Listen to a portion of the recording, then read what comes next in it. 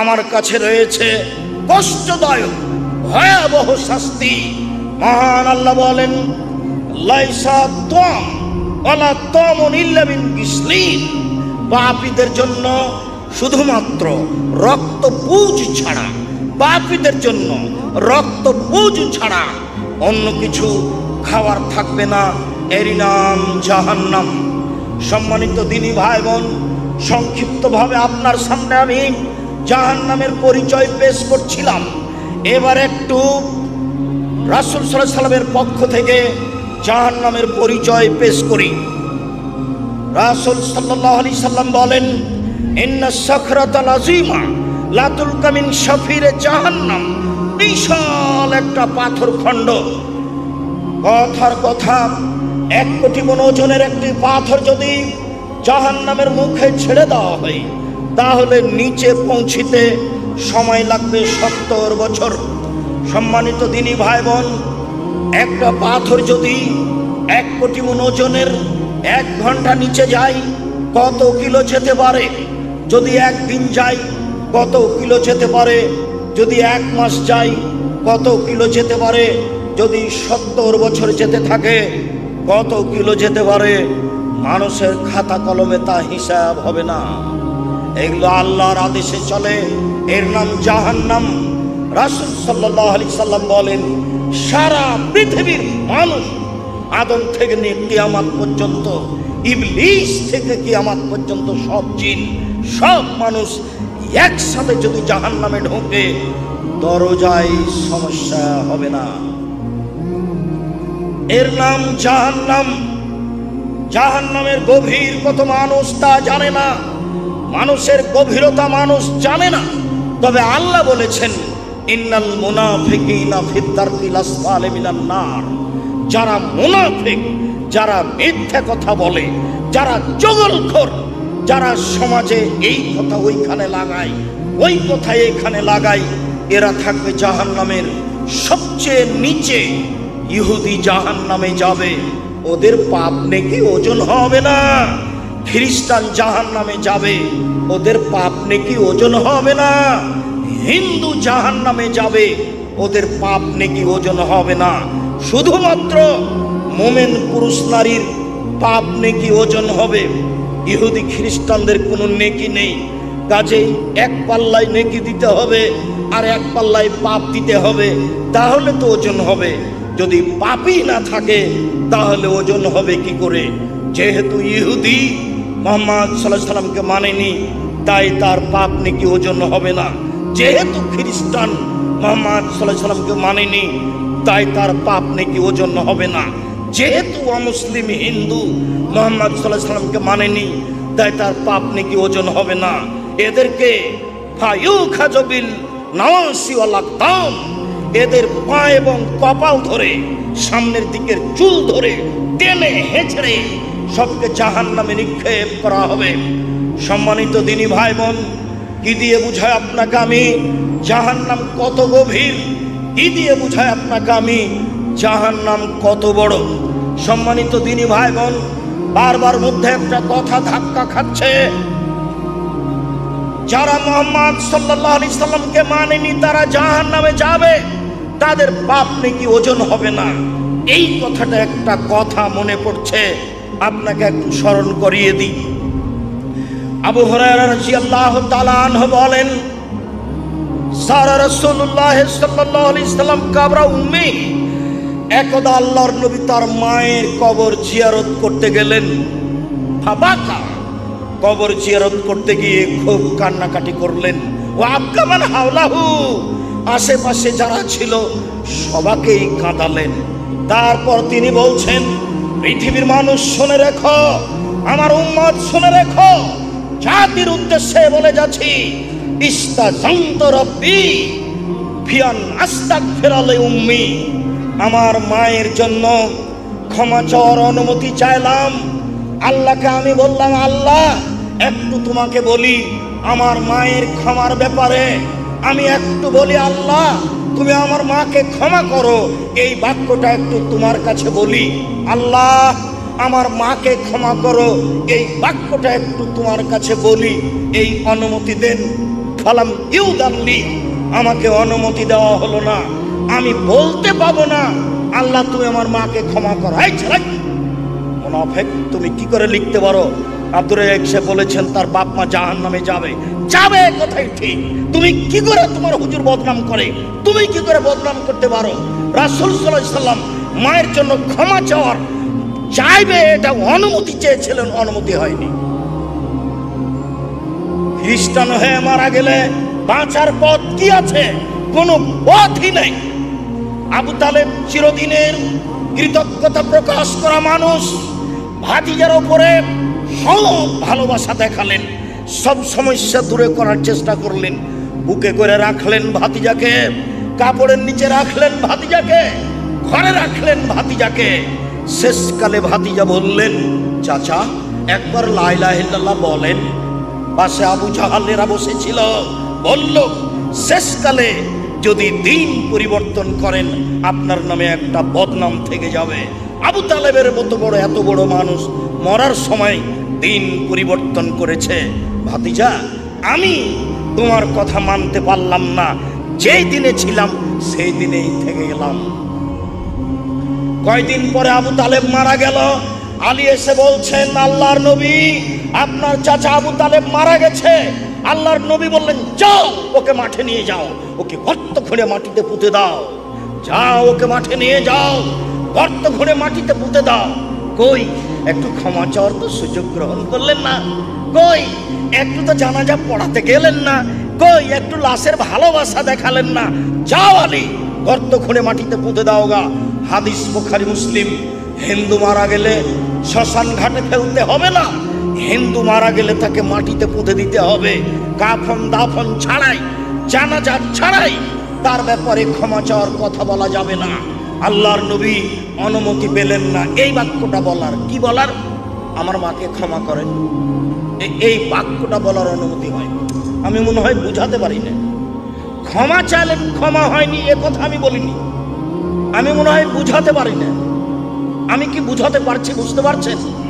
মানে ক্ষমা চাইলেন, ক্ষমা হলো না এটা নয়, ক্ষমা চাওয়ার বাক্যটার অনুমতি চেয়েছিলেন। আমি একটু আমার মায়ের জন্য ক্ষমা চাইবো, এই অনুমতিটা দেন। না, হবে না। তোমার মায়ের জন্য তুমি ক্ষমা চাইবা এই অনুমতি আমার কাছে হবে না। ওয়াস্তাজামতুহু, আমি আল্লাহর কাছে অনুমতি চাইলাম আমার মায়ের কবর দেখতে যেতে। ফাওয়াজানালি, আমাকে বলা হলো যাও তোমার মায়ের কবর দেখে আসো, ক্ষমার কথা বলতে বাবা না। হাদিস মুসলিম। এই ছেলে, তোমার হুজুরকে বলে দিও হাদিস অনুবাদ করতে। ধর্ম বিকৃত করিও না, আখেরি মোনাজাতে উপস্থিত হয়ে জান্নাত কিনে নিও না। ধর্ম পাগল হয়নি। হুজুর গানে দিনের কথা দিয়ে ধর্ম চলে না, ধর্ম পাগল হয়নি। হাদিস মুসলিম। সম্মানিত দিনী ভাই বোন, বলছিলাম রাসূল সাল্লাল্লাহু আলাইহি সাল্লামের মুখ থেকে জাহান্নামের পরিচয় বুঝছিলাম। এবার একটু জাহান্নামীদের পরিচয় বুঝি, অল্প বুঝলেই হবে। রাসূল সাল্লাল্লাহু আলাইহি সাল্লাম বলেন, ইন্না গিলজা লে জাহান্নাম ইল্লা গিলজিল, নিশ্চয় জাহান্নামীদের চামড়া হবে ইসনানে আরবাউনা জিরা, 42 হাত মোটা। নিশ্চয় জাহান্নামীদের গায়ের চামড়া হবে 42 হাত মোটা। আইন্না জিরসাহু মিসলু উহুদিন, দাঁত হবে উহুদ পাহাড়ের সমান। উহুদ পাহাড় 4 কিলোমিটার প্রশস্ত, 8 কিলোমিটার লম্বা। নিচে কত কিলো আছে কেউ জানে না। আইন্না বাইজাহু মিসলুল বাইদা, তার মানুষের উরুরান হবে বাইজা পাহাড়ের সমান লম্বা। বাইজা পাহাড় 39 কিলোমিটার লম্বা। আইন্না জাহান্নাম আইন্না মাজলিসাহু মিন জাহান্নাম মা বাইনা মক্কা ওয়াল মদিনা, একজন জাহান্নামীর বসার জায়গা হবে 450 কিলোমিটার। মক্কা থেকে মদিনা যত পথ, একজন জাহান্নামীর বসার জায়গা হবে তত পথ। যদি একজন জাহান্নামীর চামড়া হয় 42 হাত মোটা, যদি একজন জাহান্নামীর দাঁত হয় উহুদ পাহাড়ের সমান, যদি একজন জাহান্নামীর উরুরান হয় 39 কিলোমিটার লম্বা, যদি একজন জাহান্নামীর বসার জায়গা হয় 450 কিলোমিটার, বাইনা মানকে বাই কাফের ফিন্নারে সালাসাতাইয়ামিন রাকিবিল মুসরে, একজন দ্রুতগামী ঘোড়া যদি একজন জাহান্নামীর ডান কাঁধে দৌড়াতে লাগে, বাম কাঁধ পৌঁছিতে সময় লাগবে 3 দিন 3 রাত। একজন জাহান্নামীর কাঁধ যদি এত লম্বা হয়, প্রতি হাজারে যদি 999 জন লোক জাহান্নামে যায়, তাহলে জাহান্নাম কত বড়? প্রতি হাজারে যদি 999 জন লোক জাহান্নামে যায়, তাহলে জাহান্নাম কত বড়? সম্মানিত দিনী ভাই বোন, আপনাকে আমি কি দিয়ে বুঝাই জাহান্নাম কি জিনিস, জাহান্নামকে আল্লাহ কিভাবে সৃষ্টি করেছেন। এবার চলেন যাই, জাহান্নামকে বিচারের মাঠে টেনে হেঁচড়ে নিয়ে যাওয়া হবে। মহান আল্লাহ বলেন, উজিয়া ইয়াউমা ইদিন জাহান্নাম, যেদিন জাহান্নামকে টেনে হেঁচড়ে বিচারের মাঠে নিয়ে যাওয়া হবে, জাহান্নামও প্রস্তুত, জান্নাতও প্রস্তুত, জাহান্নামও প্রস্তুত, জান্নাতও প্রস্তুত। জাহান্নাম কোথায় আছে? 7ম জমিনের নিচে। জান্নাত কোথায় আছে? 7ম আকাশের উপরে। জাহান্নাম জান্নাত কোথায় আছে আল্লাহই ভালো জানেন। আল্লাহর নবী একদা রাতে সালাত আদায় করছিলেন, একদা তিনি চন্দ্র সূর্য গ্রহণের সালাত আদায় করছিলেন। সাহাবীগণ বললেন, রাআইনাহু, আমরা তাকে দেখলাম। তিনি একটা কিছু নিলেন হাত দিয়ে, তারপরে দেখলাম তিনি পিছে হটে গেলেন। সালাত শেষ হয়ে গেল। আমরা বললাম, আল্লাহর নবী কি ব্যাপার? সালাতের মধ্যে আপনাকে কিছু নিতে দেখলাম, আবার দেখলাম আপনি পিছনে হটে গেলেন, বিষয়টা বুঝতে পারলাম না। তখন তিনি বলছেন, শোনো, ইন্নী রাআইতু আল জান্নাহ, আমি জান্নাত দেখেছিলাম। আমি মনে করলাম জান্নাত থেকে এক টুকরা ফল নিয়ে নি, এক গোছা ফল নিয়ে নি। লাউলা খাস্তহু, যদি আমি এক টুকরা এক গোছা ফল নিয়ে নিতাম, লাকালতুম মা বাকিয়াতিদ দুনিয়া, তাহলে কিয়ামত পর্যন্ত পৃথিবীর সব পুরুষ নারী, হিন্দু মুসলমান বৌদ্ধ খ্রিস্টান সবাই খেত। এক গোছা ফল নিয়ে নিলে কিয়ামত পর্যন্ত খেত সবাই। তারপরে আমি সরে গেলাম, আমি দেখলাম জাহান্নাম এত ভয়াবহ অবস্থায়, ভয়ঙ্কর অবস্থায় জাহান্নাম কোনোদিন দেখিনি। দেখে আমি পিছনে হটে গেলাম। দেখি শুধু নারী, দেখি শুধু নারী। বললাম, আবে মা ইয়া রাসূলুল্লাহ, কেন সবাই জাহান্নামে যাবে? ওরা আয়াকফুরনা বিল্লাহ, ওরা কি আল্লাহকে মানে না, সেই জন্য জাহান্নামে যাবে? কালা, না না না না না, ওরা আল্লাহকে মানে না এজন্য নয়, তুকসিরুল্লাহ না, ওরা আসলে অভিশাপ করে, ওরা আসলে বদনাম করে, ওরা অপ্রয়োজনীয় কথা বলে, ওরা এরর কথা বলে, এই জন্য তারা বেশি বেশি জাহান্নামে যাবে। ওয়ায়াকফুরনা লাশিরা, ওরা স্বামীকে মানে না, এই জন্য তারা জাহান্নামে যাবে। লাউ আহসানতা মিনহা আদাহারা কুল্লাহা, সারা জীবন যদি তুমি তার সাথে ভালো আচরণ করো, সুমরাত মিনকা শায়ান, তারপরে যদি কোনোদিন দেখে একটা মোটা কাপড় নিয়ে চলে এসেছ, তাহলে বলবে জিন্দেগিতে তোমার কাছে কোনোদিন ভালো দেখিনি। সব কল্যাণকে অস্বীকার করে দেয়, এই জন্য ওরা জাহান্নামে যাবে। জাহান্নাম বলতে নারী আর নারী, জাহান্নামের অধিকাংশ মানুষই নারী। আর একটু পরে হবে, আপাতত এইখানে রেখে দিলাম। জাহান্নামের অবস্থা বর্ণনা করে জাহান্নামকে টেনে নিয়ে যাওয়া হবে। আব্দুল্লাহ ইবনে মাসউদ রাদিয়াল্লাহু তাআলা আনহু বলেন, রাসূল সাল্লাল্লাহু আলাইহি সাল্লাম বলেছেন, ইজা ইয়াউমাইজিন জাহান্নাম, বিচার মাঠে সেদিন জাহান্নামকে টেনে হেঁচড়ে নিয়ে যাওয়া হবে। আলাহা সাবুন আলফা সিমাম, জাহান্নামের গায়ে 70,000 লোহার রশি লাগানো থাকবে। মা কুল্লি সিমামিন সাবুন আলফা মালাক, প্রত্যেক রশিতে 70,000 ফেরেশতা থাকবেন। তাজুরুনাহা, তারা টেনে হেঁচড়ে বিচারের মাঠে নিয়ে আসবে। কি দিয়ে বুঝায় আপনাকে জাহান্নাম কি জিনিস, ফেরেশতার কত ক্ষমতা। একজন ফেরেশতা যদি এইভাবে পৃথিবীতে হাত ঢোকায়, গোটা পৃথিবী উল্টে দিতে পারেন একজন ফেরেশতা। সেখানে এক একটা রশিতে থাকবেন 70,000 ফেরেশতা। তাহলে 70,000 রশি থাকবে জাহান্নামের গায়ে। জাহান্নামকে কিভাবে টেনে হেঁচড়ে বিচারের মাঠে নিয়ে যাওয়া হবে।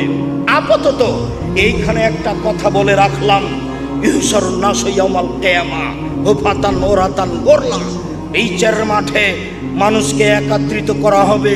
কারো পরনে কাপড় থাকবে না, কারো খাতনা দেওয়া থাকবে না, কারো পরনে জুতা স্যান্ডেল থাকবে না, সবাই উলঙ্গ থাকবে। মানুষকে একত্রিত করা হবে সাদা সমতল জমির উপরে। সেখানে থাকবে জাহান্নাম, সেখানে থাকবে জান্নাত, সেখানে থাকবে মানুষ, সেখানে থাকবে জিন, সেখানে থাকবে না আল্লাহ, সেখানে থাকবে পশু প্রাণী। পৃথিবীর সব পশু প্রাণী, পৃথিবীর জন্ম থেকে নিয়ে কিয়ামত পর্যন্ত যত পশু প্রাণী মাটিতে পানিতে ছিল, আছে, থাকবে, সব উপস্থিত থাকবে। আদম থেকে নিয়ে কিয়ামত পর্যন্ত সব মানুষ উপস্থিত থাকবে। ইবলিস থেকে কিয়ামত পর্যন্ত সব জিন সেখানে উপস্থিত থাকবে। আল্লাহ উপস্থিত থাকবেন, ফেরেশতা উপস্থিত থাকবে।